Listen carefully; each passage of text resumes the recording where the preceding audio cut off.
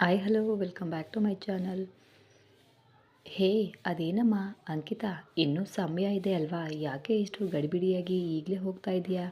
Breakfast ಮಾಡಲ್ವಾ ಅಂತ ಕಿಚನಿಂದಲೇ ಅರ್ಚಿದ ಹಾಗೆ ಕೇಳಿದ್ಲು ಲಹರಿ. ಇಲ್ಲ ಕಣೆ, ಈ ದಿನ ಅರ್ಜೆಂಟ್ ಮೀಟಿಂಗ್ ಇದೆ, ನಾನು ಸಂಜೆ ನಿಮ್ಮನ್ನು ಭೇಟಿ ಆಗ್ತೀನಿ ಬಾಯಿ ಅಂತ ಹೇಳ್ತಾ ಫ್ಲಾಟ್ನಿಂದ ಹೊರ ಬಂದಳು ಅಂಕಿತಾ. ಬ್ಯಾಗ್ನಿಂದ ಫೋನ್ ತೆಗೆದು ತಾರಕ್ ಕರೆಯನ್ನು ಸ್ವೀಕರಿಸುತ್ತಾ ಲಿಫ್ಟ್ ಒಳಗಡೆ ನುಗ್ಗಿದ್ಲು Ankita. Hello, good morning sir. ಹ್ಞೂ ಸರಿ, ಎಲ್ಲಿರುವೆ? ಫೋನ್ ಎತ್ತಲು ಇಷ್ಟೊತ್ತು ಯಾಕೆ? ಅಂಕಿತಾ ಮನಸ್ಸಲ್ಲಿ ಒಂದು ಸಲವಾದರೂ ಸರಿಯಾಗಿ ವಿಶ್ ಕೂಡ ಮಾಡಲ್ಲ, ಬರೀ ಪ್ರಶ್ನೆಗಳು ಆರ್ಡರ್ಗಳು ಮಾತ್ರ ಚೆನ್ನಾಗಿ ಮಾಡ್ತಾರೆ, ಏನೋ ಸ್ವಂತ ಹೆಂಡತಿಗೆ ಆರ್ಡರ್ ಮಾಡಿದ ಹಾಗೆ ಅಂತ ಗೊಣಗಿಕೊಂಡು ಗುಬ್ಬಚ್ಚಿ. ಇದೆಯಾ ಅಂತ ಕೇಳ್ದ ತಾರಕ್. ಮತ್ತೆ ಪ್ರತಿದಿನದಂತೆ ಕಿಚ್ಕಿಚ್ಚೆಂದು ಅರಚಲು, ನನಗೇನು ರೋಗ ಬಂದಿದೆ, ನೀವೇ ಅರ್ಚ್ತಿದ್ದೀರಲ್ಲ ಸರ್, ಇನ್ನು ನಾನ್ಯಾಕೆ ಅರ್ಜಲಿ ಎಂದು ಸುಮ್ಮನೆ ಅದೇ ಎಂದು ವ್ಯಂಗ್ಯವಾಗಿ ಅಂದ್ಲು ಅಂಕಿತಾ. ಹಾಂ ಎಂದು ಗಂಭೀರ ಧ್ವನಿಯಲ್ಲಿ ಕೇಳಿದ ತಾರಕ್. ಏನೂ ಇಲ್ಲ ಸರ್, ಸುಮ್ಮನೆ ಹೆಚ್ಚು ಹಾರಾಡಿದರೆ ರೆಕ್ಕೆ ಕತ್ತರಿಸಿ ಹಾಕುವೆ ಪುಟ್ಟ ಗುಬ್ಬಚ್ಚಿ ಮುಖದವಳೆ. ಎಲ್ಲಿರುವೆ ನೀನು? ಸರ್, ನೀವು ನನ್ನನ್ನು ಬೈತಿದ್ದೀರಿ, ಇಲ್ದಿದ್ರೆ ಮುತ್ತು ಕೊಡಲೇ ಅಂದ ತಾರಕ್. ಮುತ್ತೇನು ಸರ್, ನೀವ್ಯಾಕೆ ನನಗೆ ಮುತ್ತು ಕೊಡೋದು ಎಂದು ಹೊರಗಡೆ ಕೇಳ್ತಾ ಇದ್ದಾಳೆ ಹೊರತು ಆಗಲೇ ಅವಳ ಕೆನ್ನೆಗಳು ನಾಚಿಕೆಯಿಂದ ಕೆಂಪಾಗಿವೆ ಅಂಕಿತಾಗೆ. ನೀನೇ ಅಂದೆಲ್ಲ ಗುಬ್ಬಚ್ಚಿ, ಬೈತಿದೀಯಾ ಅಂತ. ಸಾಮಾನ್ಯವಾಗಿ ನನ್ನ ಹತ್ರ 3 ಆಯ್ಕೆಗಳಿವೆ ಕಣೆ ಪಾಪ, ಹೊಡೆಯೋದು, ಬೈಯೋದು, ಮುತ್ತು ಕೊಡೋದು. ಈ 3ರಲ್ಲಿ ಮೊದಲನೆಯದನ್ನು ನಾನು ನಿನ್ನನ್ನು ನೋಡಿ ದಯೆ ತೋರಿ ಕೈಬಿಟ್ಟ ಆಫರ್ ಅಂದ್ಕೋ. ಎರಡನೆಯದು ನೀನು ಬೇಡ ಅಂದರೆ ಬಿಡಬೇಕಾದ ಆಫರ್. ಈ 2 ಬೇಡ ಅಂದರೆ ಇನ್ನು ಉಳಿಯೋದು 3ನೇಯದೇ, ಆದ್ದರಿಂದ ಅದನ್ನೇ ಮಾಡೋಣವಾ ಅಂದ. ನೋ ಎಂದು ಗಟ್ಟಿಯಾಗಿ ಅರ್ಚಿದ್ಲು ಅಂಕಿತಾ.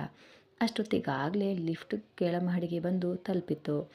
ಲಿಫ್ಟ್ ಬಾಗಿಲು ತೆರೆಯೋದು, ಇವಳು ಅರ್ಚೋದು, ಅಲ್ಲಿ ಲಿಫ್ಟ್ಗಾಗಿ ಕಾಯ್ತಾ ಇದ್ದವರಷ್ಟೇ ಅಲ್ಲದೆ ಸೆಕ್ಯೂರಿಟಿ, ದೋಬಿ ಮತ್ತು ಆ ಅಪಾರ್ಟ್ಮೆಂಟ್ನ 16 ಮನೆಗಳಿಗೆ ಕೆಲಸ ಮಾಡುವ ಏಕೈಕ ಕೆಲಸದಾಕೆ ಪಂಕಜಮ್ಮ.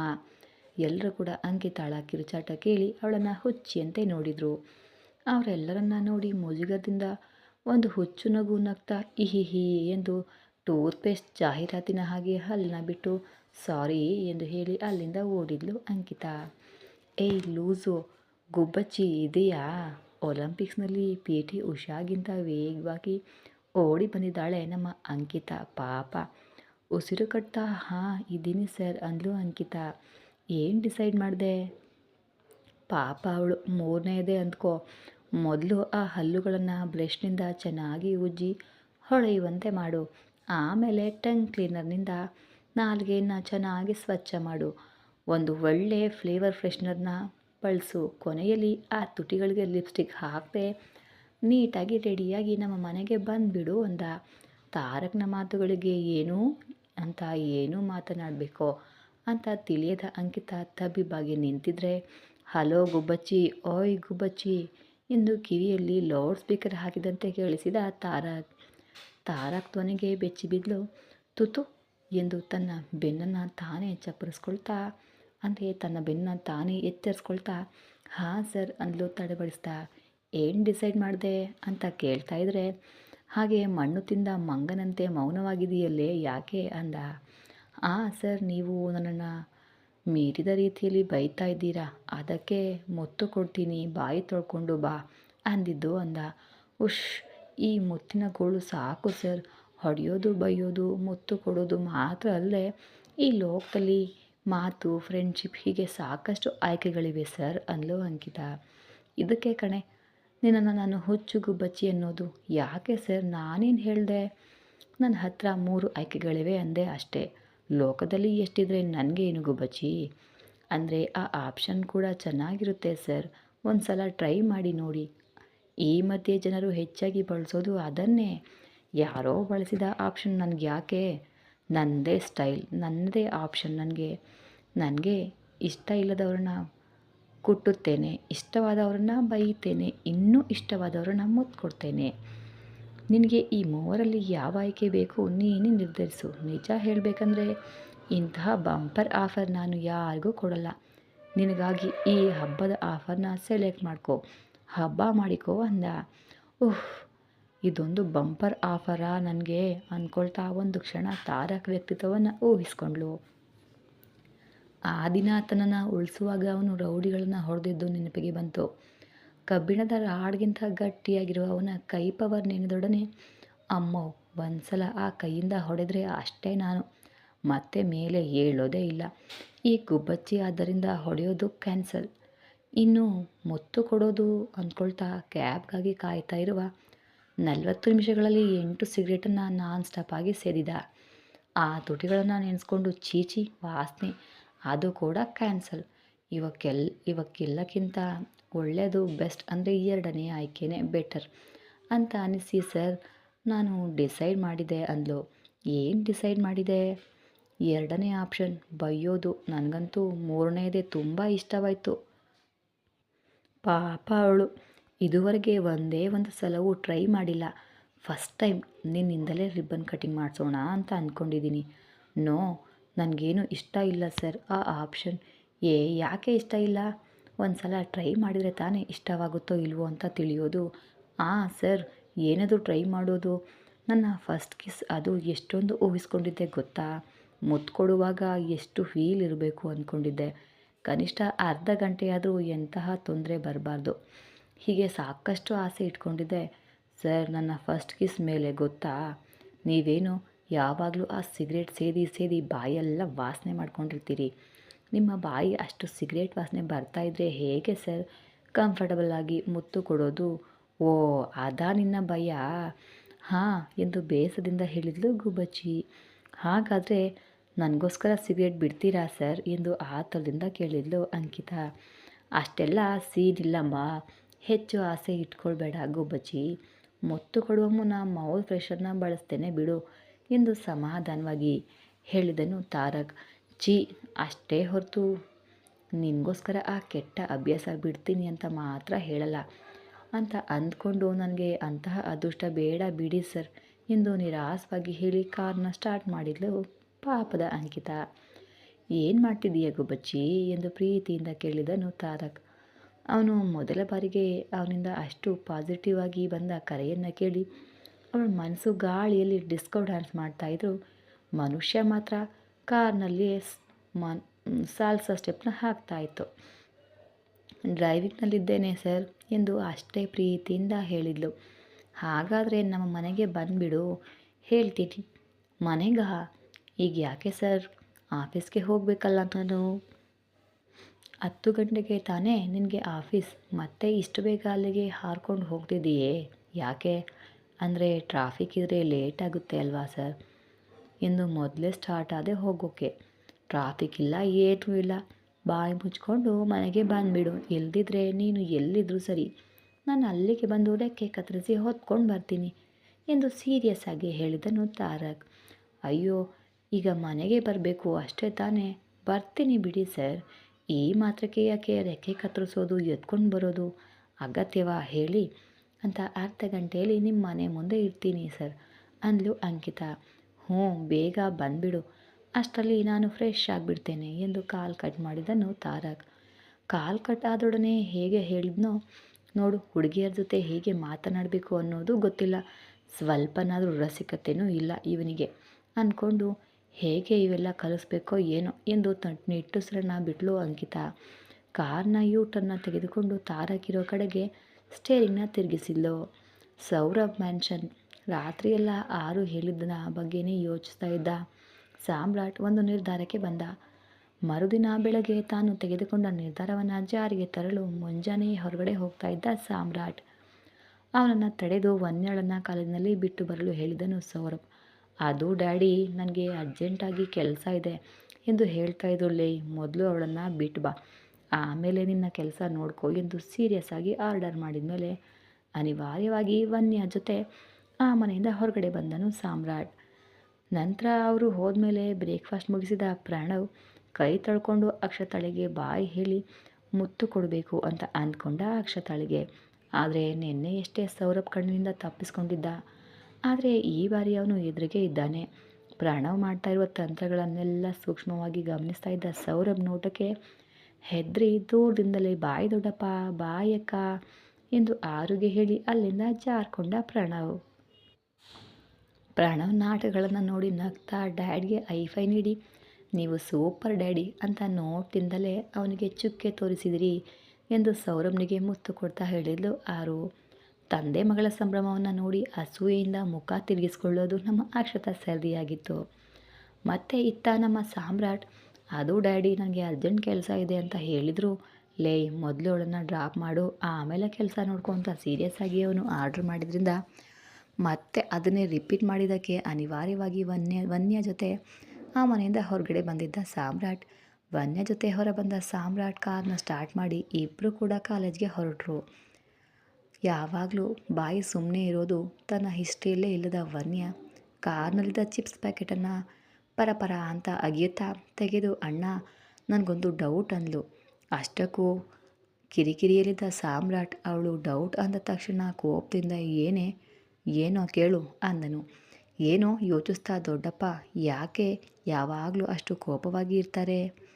ಏನೋ ಸ್ಟಡೀಸ್ ಬಗ್ಗೆ ಡೌಟ್ ಕೇಳ್ತಾಳೆ ಅಂದ್ಕೊಂಡ್ರೆ ಹೀಗೆ ಅನಾವಶ್ಯಕವಾಗಿ ಪ್ರಶ್ನೆ ಕೇಳಿದ್ದಕ್ಕೆ ಮೆಂಟಲ್ ಇಲ್ದಿದ್ರೆ ಯಾವಾಗಲೂ ನಿನ್ನ ಥರ ವಾಚಾಳಿಯಂತೆ ನಗ್ತಾ ಹರಟೆ ಹೊಡಿತಾ ಇರಬೇಕಾ ಅಂದನು ವ್ಯಂಗ್ಯವಾಗಿ. ಅಬ್ಬಾ ಅದು ಅಲ್ಲ ಕಣೋ ಅಣ್ಣ ಅಂದ್ಲು ಅವಳು. ಚುಪ್, ಸ್ವಲ್ಪ ಹೊತ್ತು ಬಾಯಿ ಮುಚ್ಕೊಂಡು ಕೂತ್ಕೋ ತಾಯಿ ಎಂದು ಗದರಿಸಿದನು ಸಾಮ್ರಾಟ್. ಅವನ ಮೂಡ್ ಸರಿ ಇಲ್ಲದೆ ಇರೋ ಕಾರಣ. ಯಾವಾಗಲೂ ಇಲ್ಲದ ರೀತಿಯಲ್ಲಿ ಸಾಮ್ರಾಟ್ ಹಾಗೆ ಕೂಗಿದ್ದಕ್ಕೆ ಪಾಪ ಆ ಪುಟ್ಟ ಹುಡುಗಿ ಮುನಿಸ್ಕೊಂಡು ಸೈಲೆಂಟ್ ಆಗಿಬಿಟ್ಲು. ತಿನ್ನೋದನ್ನು ನಿಲ್ಲಿಸಿದ್ಲು. ಈ 5 ನಿಮಿಷಗಳ ನಂತರ ವನ್ಯ ಕಡೆಯಿಂದ ಯಾವುದೇ ಮಾತು ಕೇಳಿಸ್ತಾ ಇದ್ದಾಗ ತಲೆ ತಿರುಗಿಸಿ ನೋಡಿದ ಸಾಮ್ರಾಟ್ ಡಲ್ ಆಗಿದ್ದ ಅವಳನ್ನು ನೋಡಿ ವನ್ಯ ಎಂದು ಕರೆದನು. ಈ ಬಾರಿ ಅವಳು ಮಾತನಾಡದೇ ಇದ್ರೂ ಹೋಗಲಿ ಕೋಪದಿಂದ ತಲೆಯನ್ನು ಪಕ್ಕಕ್ಕೆ ತಿರುಗಿಸ್ಕೊಂಡ್ಳು. ಸಾಮ್ರಾಟ್ ಕಾರ್ನ ನಿಲ್ಲಿಸಿ, ಅಬ್ಬಾ ಸಾರಿ ಕಣೆ ರಾಕ್ಷಸಿ, ಮುನಿಸ್ಕೋಬೇಡ ಅಂದನು.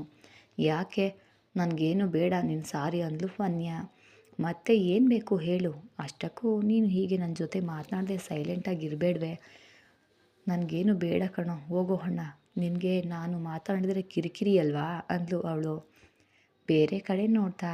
ಛೇ ವನ್ಯ, ಅದಲ್ಲ ಬಂಗಾರ, ಅಣ್ಣ ಯಾವುದೋ ಟೆನ್ಷನಲ್ಲಿದ್ದೆ, ನೀನೇ ಸ್ವಲ್ಪ ಅರ್ಥ ಮಾಡ್ಕೋಬೇಕು ತಾನೇ ಅಂದ. ಮತ್ತೆ ನನ್ನ ಮೇಲೆ ಯಾಕೆ ಕಿರ್ಚಿದೆ ನೀನು ಎಂದು ಕೇಳಿದ್ಲು ವನ್ಯ.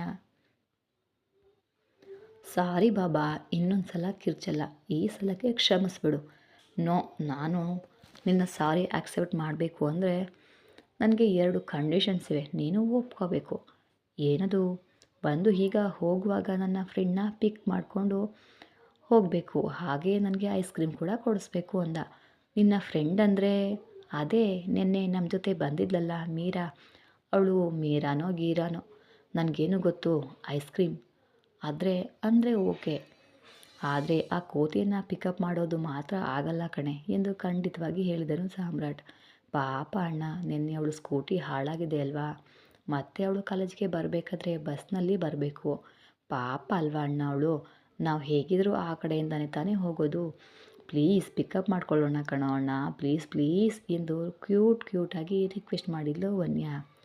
ಉಫ್ ವನ್ಯ, ನಿನಗೆ ಗೊತ್ತಿಲ್ಲ ಕಣೆ, ಅದು ದೊಡ್ಡ ತಲೆನೋವು. ಅಣ್ಣ, ನನ್ನ ಫ್ರೆಂಡ್ ಬಗ್ಗೆ ಏನಾದರೂ ಅಂದರೆ ನಾನು ಸುಮ್ಮನೆ ಇರಲ್ಲ ಅಂದ್ಲು ವನ್ಯ. ಉಶ್ ದೇವ್ರೇ, ನನಗಿದು ಎಂಥ ಟಾರ್ಚರ್. ಆದರೂ ಆ ಕೋತಿ ಆಗಲೇ ಕಾಲೇಜ್ಗೆ ಹೊರಟೋಗಿರಬಹುದು ಕಣೆ, ಪಾಪ ಬಸ್ನಲ್ಲಿ ಹೋಗಬೇಕಲ್ಲ ಅಂತ ಬೇಗನೆ ಹೊರಟಿರ್ತಾಳೆ ಎಂದು ಕೊನೆಯ ಪ್ರಯತ್ನ ಮಾಡಿದನು ಸಾಮ್ರಾಟ್. ಇಲ್ಲ ಕಣೋ ಅಣ್ಣ, ನಾನು ಆಗಲೇ ಮೆಸೇಜ್ ಮಾಡಿದ್ದೀನಿ, ನಾನು ಪಿಕ್ ಮಾಡೋಕ್ಕೆ ಬರ್ತಾಯಿದ್ದೀನಿ ಅಂತ. ಸಾಮ್ರಾಟ್ ಕೋಪದಿಂದ ಅವಳನ್ನು ನೋಡಿ, ಮೆಸೇಜು ಮಾಡಿಬಿಟ್ಯಾ? ಹೌದು ಅಣ್ಣ, ಯಾವಾಗಲೋ ಅಂದ್ಲು. ತಪ್ಪಲ್ವ ಬಂಗಾರ? ತಪ್ಪಲ್ಲ ನಾಡೆ, ಸುಮ್ಮನೆ. ಹಾಂ ಸರಿ, ಏನು ಮಾಡೋದು ಬಿಡು ಎಂದು ಕಾರ್ನ ಸ್ಟಾರ್ಟ್ ಮಾಡಿದನು ಸಾಮ್ರಾಟ್. ಆದರೆ ಇನ್ನೊಂದು, ನನ್ನ ಮೇಲೆ ಕಿರ್ಚಬಾರ್ದು, ಅಟ್ಲೀಸ್ಟ್ ಕೋಪದಿಂದಲೂ ನೋಡಬಾರ್ದು, ಇಲ್ದಿದ್ರೆ ನಾನು ಅಳ್ತೀನಿ, ದೊಡ್ಡಪ್ಪನಿಗೆ ನಿನ್ನ ಬಗ್ಗೆ ಹೇಳಿಬಿಡ್ತೀನಿ ಅಂದ್ಲು.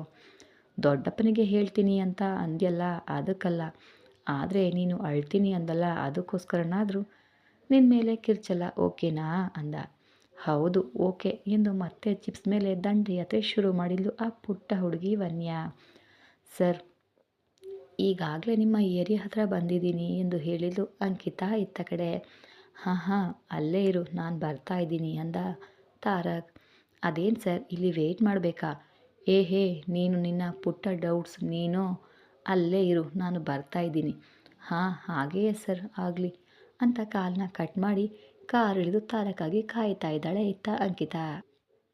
10 ನಿಮಿಷಗಳ ನಂತರ red and black colour check shirt ಮತ್ತು ಆ ಹರಿದ ಬ್ಲ್ಯಾಕ್ ಜೀನ್ಸ್ ಶರ್ಟ್ನ ಎರಡೂ ಬಟನ್ಸ್ ಓಪನ್ ಮಾಡಿ ಕಾಲರ್ ಹಿಂದೆ ತಳ್ಳಿ ತೋಳನ್ನು ಮಾಡಿಸ್ಕೊಂಡು ಬ್ಲ್ಯಾಕ್ ಕಲರ್ ಕರ್ಚೀಫ್ ಕೈಗೆ ಸುತ್ತಕೊಂಡು ಮುಂದೆ ಬರ್ತಾ ಇರುವ ಸಿಲ್ಕಿ ಹೇರ್ನ ಸರಿಯಾಗಿ ಮಾಡ್ಕೊಳ್ತಾ ನಡಿಗೆ ಶೈಲಿಯಲ್ಲಿ ಬರ್ತಾ ಇರುವ ತಾರಕ್ನನ್ನು ನೋಡಿದ ಕೂಡಲೇ ಅಂಕಿತಾಳ ಮನಸ್ಸು ಕಂಟ್ರೋಲ್ ತಪ್ಪಿ ಅವನ ಹಿಂದೆ ಓಡಲು ಶುರು ಮಾಡಿತು. ಅವನ ಸ್ಟೈಲ್ಗೆ ಫಿದಾ ಆಗಿ ತಾರಕ್ ಸುತ್ತಲೂ ಸುತ್ತುತ್ತಾ ನಿನ್ನ ಸ್ಟೈಲ್ ಅಂದರೆ ನನಗಿಷ್ಟ, ನಿನ್ನ ಸ್ಮೈಲ್ ಅಂದರೆ ನನಗೆ ಇನ್ನೂ ಇಷ್ಟ, ನೀನು ನನಗೋಸ್ಕರ ಇನ್ನೂ ಸಂತೋಷ ಎಂದು ಹಾಡ್ತಾ ಒಂದು ಲೋಕದಲ್ಲಿ ಮುಳುಗಿ ಹೋದ್ಲು.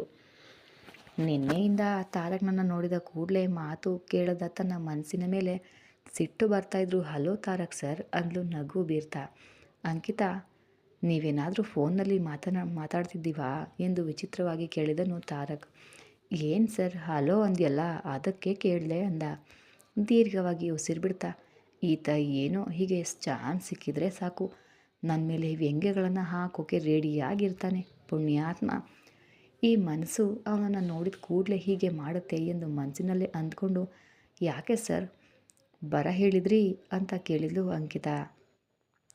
ಕಾರ್ ತೆಗಿ ಹೇಳ್ತೀನಿ ಎಂದು ಕಾರ್ ಡೋರ್ನ ಓಪನ್ ಮಾಡಲು ಹೋಗ್ತಾ ಇರುವಾಗ ಅವನು ಯಾಕೆ ಹಾಗಂದ ಎಂದು ಅರ್ಥವಾಗದೆ ನಿಂತಿದ್ದ ಅಂಕಿತಾಳ ಕಡೆ ತಿರುಗಿ ಏ ಗುಬ್ಬಿ ಕಾರ್ ಸ್ಟಾರ್ಟ್ ಮಾಡು ಬೇಗ ಎಂದು ಕಾರ್ನಲ್ಲಿ ಕುಳಿತನು ತಾರಕ್. ಅವನ ಮಾತುಗಳಿಗೆ ಸಿಟ್ಟು ಬಂದರೂ ಕೂಡ ಹೋಗಿ ಡ್ರೈವಿಂಗ್ ಸೀಟ್ನಲ್ಲಿ ಕುಳಿತು ಕಾರ್ನ ಸ್ಟಾರ್ಟ್ ಮಾಡಿದ್ಲು ಅಂಕಿತಾ. ಸಾಮ್ರಾಟ್ ಕೂಡ ಮನೆಯಿಂದ ಹೊರಗಡೆ ಹೋದ ಮೇಲೆ ಮುನಿಸ್ಕೊಂಡಿದ್ದ ಅಕ್ಷತಾಳನ್ನು ಕೈ ಹಿಡಿದು ಎಳೆದು ಸೌರಭ್ ಪಕ್ಕದಲ್ಲಿ ಕೂರಿಸಿದ್ಲು ಆರು. ತಾನೇ ಸ್ವತಃ ಒಂದು ಪ್ಲೇಟ್ನಲ್ಲಿ ತಂದೆ ತಾಯಿ ಇಬ್ಬರಿಗೂ ಬಡಿಸಿ ಇಬ್ಬರಿಗೂ ತನ್ನ ಕೈಯಾರೆ ತಿನ್ನಿಸಿದ್ಲು. ಸೌರಭ್ ಚಿಕ್ಕವನಿದ್ದಾಗ ತನ್ನ ತಾಯಿ ಕೈಯಿಂದ ತಿಂದಿದ್ರೆ ಮದುವೆಯಾದಮೇಲೆ ಅಕ್ಷತಾ, ಈಗ ಮಗಳು ಹುಟ್ಟಿದ ಬಂದ ಮೇಲೆ ಆರು ಕೈಯಿಂದ ತಿಂತಾಯಿದ್ರು. ಅವನ ಲೈಫ್ನಲ್ಲಿ ಮೋಸ್ಟ್ ಇಂಪಾರ್ಟೆಂಟ್ ಪರ್ಸನ್ಸ್ ಅಂದರೆ ಇವರು ಮೂವರು ಮಾತ್ರ. ಮಗನ ಮೇಲೆ ಪ್ರೀತಿ ಇಲ್ವಾ ಅಂದರೆ ಖಂಡಿತ ಇದೆ, ಆದರೆ ಆರೋಗ್ಯ ಹೋಲಿಸಿದ್ರೆ 1 ಪಾಯಿಂಟ್ ಕಡಿಮೆ ಎಂದೇ ಹೇಳಬಹುದು. ಯಾಕೆ ಅಂದರೆ ಎಲ್ಲ ಅಪ್ಪಂದಿರಿಗೂ ಹೆಣ್ಮಕ್ಳು ಅಂದರೆ ತುಂಬ ಪ್ರೀತಿ ಅಲ್ವಾ, ನಿಮಗೆ ಹೇಗೆ ಅಂತ ಕಮೆಂಟ್ನಲ್ಲಿ ತಿಳಿಸಿ. ಆರು ತಿನ್ನಿಸ್ತಾ ಇರುವ ಇಡ್ಲಿಯನ್ನು ತಿಂತ ಯಾಕೆ ಪ್ರಿನ್ಸಸ್ ಪ್ರತಿ ಬಾರಿ ಹೀಗೆ ನನಗೆ ತಿನ್ನಿಸ್ತೀಯಾ, ನಾನು ತಾನೇ ನಿನಗೆ ತಿನ್ನಿಸ್ಬೇಕು ಎಂದು ತಾನು ತಿನ್ನಿಸ್ತಾ ಕೇಳಿದನು ಸೌರಭ್. ಏನೋ ಡ್ಯಾಡಿ ನಿಮ್ಮಿಬ್ಬರಿಗೂ ಹೀಗೆ ಜೊತೆಗೆ ತಿನ್ನಿಸ್ತಾ ಇದ್ದರೆ ಮನಸ್ಸಿಗೆ ತುಂಬ ಸಂತೋಷ ಆಗುತ್ತೆ. ಯಾಕೆ ಡ್ಯಾಡಿ ಮಗಳಾದವಳು ಹೀಗೆ ತಿನ್ನಿಸ್ಬಾರ್ದಾ ಎಂದು ಕೇಳ್ತಾ ಅಕ್ಷತಾಳಿಗೂ ತಿನ್ನಿಸಿದ್ಲು ಆರು. ನನ್ನ ಬಂಗಾರದ ಮಗಳು ಕಣೋ ನೀನು, ನಮಗೋಸ್ಕರ ನೀನು ಹೀಗೆ ಮಾಡ್ತಿದ್ರೆ ನಿನ್ನ ಕೈಯಲ್ಲಿ ನೋವಾಗುತ್ತೋ ಅನ್ನೋದು ನಮ್ಮ ಭಯ ಅಷ್ಟೇ ಅಂತ ತಿಂತ ಮಗಳ ಕೈಗೆ ಮುತ್ತಿಟ್ಲು ಅಕ್ಷತಾ. ಅವಳು ಅಹಹ ಅಂತ ನಗ್ತಾ ಮಮ್ಮಿ ವಾರದಲ್ಲಿ 1-2 ಸಲ ತಿನ್ನಿಸಿದ್ರೆ ನನ್ನ ಕೈ ನೋವಾಗುತ್ತಾ, ಹಾಗಾದರೆ ನನ್ನ ಪುಟ್ಟ ವಯಸ್ಸಿನಲ್ಲಿ ಗಂಟೆಗಟ್ಟಲೆ ಗಾರ್ಡನ್ನಲ್ಲಿ ತಿರುಗ್ತಾ ನನಗೋಸ್ಕರ ನೀವು ಎಷ್ಟು ಕಷ್ಟಪಟ್ಟು ತಿನ್ನಿಸ್ತಿದ್ದೀರಿ ಅಲ್ವಾ, ಹಾಗಾದರೆ ನಿಮ್ಮ ಕೈಗಳು ಎಷ್ಟು ನೋವಾಗಿರಬೇಕು, ಹಾಗಂತ ನನ್ನನ್ನು ಹಸಿದು ಇರೋಕ್ಕೆ ನೀವು ಬಿಟ್ಟಿದ್ರಾ, ಇಲ್ಲ ಅಲ್ವಾ, ಅದಕ್ಕೆ ವಾರಕ್ಕೆ 1-2 ಸಲ ಆದರೂ ನನ್ನ ಕೈಯಾರೆ ನಿಮಗೆ ತಿನ್ನಿಸೋದು ನನಗೆ ತುಂಬ ಇಷ್ಟ ಎಂದು ಹೇಳ್ತಾ ಇಬ್ಬರಿಗೂ ಇಡ್ಲಿಯನ್ನು ತಿನ್ನಿಸಿದ್ಲು ಆರು. ನೀನು ನನ್ನ ಬಂಗಾರದ ಮಗಳಮ್ಮ, ನಿನ್ನಂಥ ಮಗಳು ಹುಟ್ಟಿದ್ದು ನನ್ನ ಅದೃಷ್ಟ ಅಂದ್ಲು ಅಕ್ಷತಾ. ನನ್ನ ತಾಯಿ ಕಣ್ಣೋ ನೀನು, ಅದಕ್ಕೆ ನಿನಗೆ ಈ ಡ್ಯಾಡಿ ಅಂದರೆ ಅಷ್ಟೊಂದು ಇಷ್ಟ ಎಂದು ಗಟ್ಟಿಯಾಗಿ ಹಗ್ ಮಾಡಿ ಮುತ್ತಿಟ್ಟನು ಸೌರಭ್. ಎಷ್ಟೇ ಆದರೂ ಮಗಳು ನನ್ನ ತುಂಬಾ ಪ್ರೀತಿ ಮಾಡ್ತಾನೆ ಸೌರಭ್. ಅವಳು ಮತ್ತೆ ಅಹಹ ಅಂತ ನಗ್ತಾ ಹೌದು ಡ್ಯಾಡಿ ಎಂದು ಹೇಳಿ ಆಫೀಸ್ಗೆ ಹೋಗ್ತೇನೆ ಎಂದು ಇಬ್ಬರಿಗೂ ಬಾಯ್ ಹೇಳಿದ್ಲು ಆರು. ವೆಯ್ಟ್ ಮಾಡು ಪ್ರಿನ್ಸ್, ನಾನು ಕೂಡ ಅಲ್ಲಿಗೆ ಬರ್ತಾಯಿದ್ದೀನಿ ಎಂದು ಅಕ್ಷತಾಳಿಗೆ ಬಾಯ್ ಹೇಳಿ ಮಗಳ ಜೊತೆ ತಾನು ಕೂಡ ಆಫೀಸ್ಗೆ ಹೊರಟನು ಸೌರಭ್. ಈ ಕತೆ ಮುಂದುವರಿಯೋದು ಮುಂದಿನ ಎಪಿಸೋಡಲ್ಲಿ ಏನಾಗುತ್ತೆ ಅಂತ ತಪ್ಪದೆ ಮಿಸ್ ಮಾಡದೆ ನೋಡಿ. ಹಾಗೆ ಇನ್ನೂ ಚಾನಲ್ನ ಯಾರೆಲ್ಲ ಸಬ್ಸ್ಕ್ರೈಬ್ ಮಾಡಿಲ್ಲ ದಯವಿಟ್ಟು ಸಬ್ಸ್ಕ್ರೈಬ್ ಮಾಡ್ಕೊಂಡು ನೋಡಿ.